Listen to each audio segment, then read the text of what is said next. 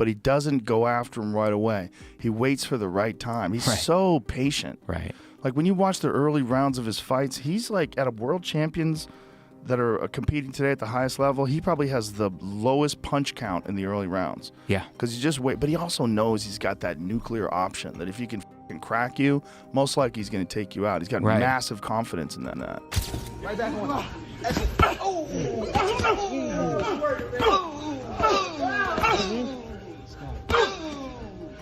Body. Touch his body. Hard sticks his body. Hard sticks his body. Wait, I think Gervonta will beat him, honestly. I think Gervonta will hurt him. I think he'll just use IQ. He'll tire him out a little bit.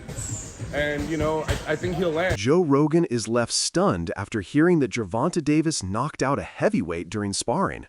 Rogan praises Tank's explosive power and the way he cracks opponents right in front of him without hesitation.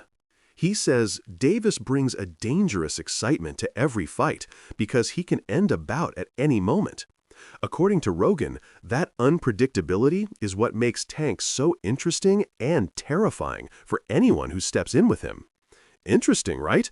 Like, you don't know whether someone's ever going to be able to figure that out, or whether or not he's just going to keep cracking people. Yeah. You know, so it's part of the fun of watching it. I've talked to a lot of, like, real boxing purists. It's like you can't rely on that style. He's got to be busier. When he gets to the best guys, it's not going to work out. Like, well, we'll see. Yeah, we'll see. Because there's so many good guys inside the gym. Those who have witnessed Gervonta Davis during recent training sessions describe a version of him that seems even more dangerous than the one fans see under bright lights. Heavyweights step in, hoping to give him a challenge through strength and size. Yet, they find themselves outmatched by his speed and explosive punches. Witnesses say that even the big men cannot handle the sudden power Davis generates from such a compact frame. Right back. Body, touch the body, stick body, when you're ready. 30 seconds, 30 seconds. Oh, he's drunk. A former sparring partner of Jake Paul has stepped up with a blunt and honest prediction that Gervonta hits far too hard. And Jake has never experienced that type of knockout power before. He explained that Jake may be confident because he has knocked out former MMA fighters and older boxers, but that confidence won't protect him from someone like Davis. According to him, when Gervonta punches, he doesn't just score, he damages. He believes Jake will quickly realize that he signed up for a level that is beyond his current experience. Many around the boxing community appreciate Jake's willingness to take risks, but this former partner insists risk has a breaking point, and Tank Davis represents that point. I think honestly, man, like every single time, people said that Jake would get finished or he would lose a fight, he obviously proved everybody wrong. But I genuinely believe this time, I think that, with Gervonta's boxing IQ and him having Jake come down a little bit in weight, I think Gervonta will beat him. Honestly, I think Gervonta will hurt him. I think he'll just use IQ, he'll tire him out a little bit, and, I think he'll land. Gervonta knows how to touch his opponents. But it's interesting because when Floyd fought Logan, the size really made a big, impact. And you saw Floyd struggle, against a big, Ohio corn-fed, wrestling strong dude. And, I've sparred Jake and Logan before, and, they've trained hard. You're picking Tank by knockout?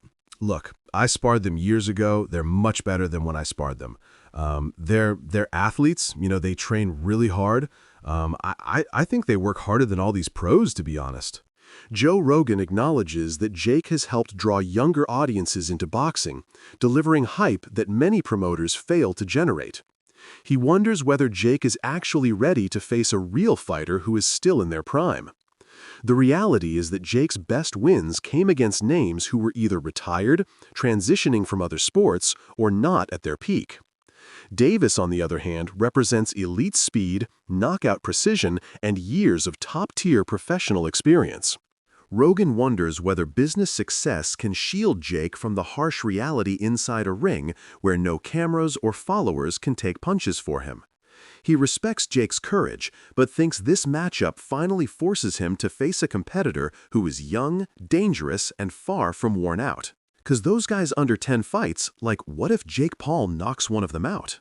Like, what if you get a guy that, like, hasn't been tested and maybe has some promise and maybe gets wrapped up in the hype and maybe gets a little nervous, and this is his first chance at a big, big, big show, and Jake Paul can crack. Yeah, 100%. That knockout of Tyron Woodley is legit, as he can crack. But Eddie's point in that interview, and I think the point that just about every boxing aficionado would say, is that Tyron Woodley is not a boxer. Yep. Showbiz, the adult, gave a perspective that dives deeper into Tank's mindset. Even if the fight has an exhibition label floating around, the embarrassment potential is real. A boxer at Tank's level has spent his life building a reputation meant to reflect dominance and professionalism. Getting knocked out by someone who began through online content would invite mocking headlines and questions about his legacy. Showbiz notes that Tank's draw with Lamont Roach already created noise from critics who love to twist narratives. So he is training as if everything is on the line, because in the public's eyes, it is. For Tank, losing would be catastrophic, not physically, but reputationally. He knows he must deliver a statement that leaves no room for jokes or doubt. This pressure fuels his focus and drives him to prepare with full intensity, refusing to treat Jake like a novelty act. You could call it a fake fight, but it has real consequences. Let him get knocked out by Jake. Let him get embarrassed by Jake. He can't come back. He'll be made a mockery of. He done took a knee, grease in the eye, had a draw with Roach, which everybody thinks Roach was robbed, and then made a mockery of by Jake Paul, a YouTuber, which is why Gervonta Tank Davis is on demon time. See, me being back on my fitness journey, I know how hard that is, especially at his size, with how heavy that medicine ball is. Gervonta Tank Davis is going to go hard, pause, on that Jake Paul fight. He has to. While everybody is trying to dismiss that, there's a knockout bonus and everything, you got Lamont Roach calling him all these names, Tank Davis shut off his social media. He can't take y'all negativity, making him worse before the fight. He can't allow y'all to be in his head, which that's what y'all want to do. The end of Tank. And I think boxing is better with Tank involved. I always say that if there is boxing, boxing is even better when there's more talented and skillful fighters involved. Bruce Carrington emphasizes that fights like Jake Paul versus Gervonta Davis and other celebrity professional crossovers are giving boxing new oxygen. Traditional matchups sometimes fail to capture a global audience, but these high-profile events bring casual viewers, young fans, and entire social media communities into the sport. Carrington believes that boxing right now needs excitement beyond regular belts and rankings. It needs matchups that spark conversation and create moments. He argues that no matter where fans stand on legitimacy debates, these events push boxing into headlines and feed interest that spills over into other fights. Like, you know what I'm saying? Like, granted, it's entertainment, right? But that's what this is. It's sports entertainment. This is what's going to put butts in the seat, believe it or not. This is what's going to, bring a lot of money to the sport. Especially, we have people trying to say boxing is dead, boxing is dying. But, we have a whole demographic of people that don't even watch boxing, interested in boxing. So I like to look at it that way.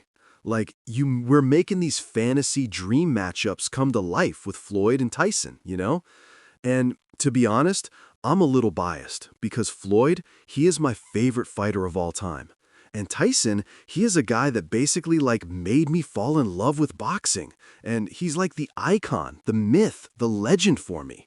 So it was like them two fighting. It's like, yo, that's crazy. You know what I'm saying? So and then on top of that, it's an exhibition, bro. It's not something to be taken serious. It's something that for the people to just enjoy and watch. It's an exhibition. It's not like they're making it a sanctioned fight now. Jake and Tank, are they making that a sanctioned fight? I think they are. They're trying to. It's a lot of moving parts right now with that. Yeah.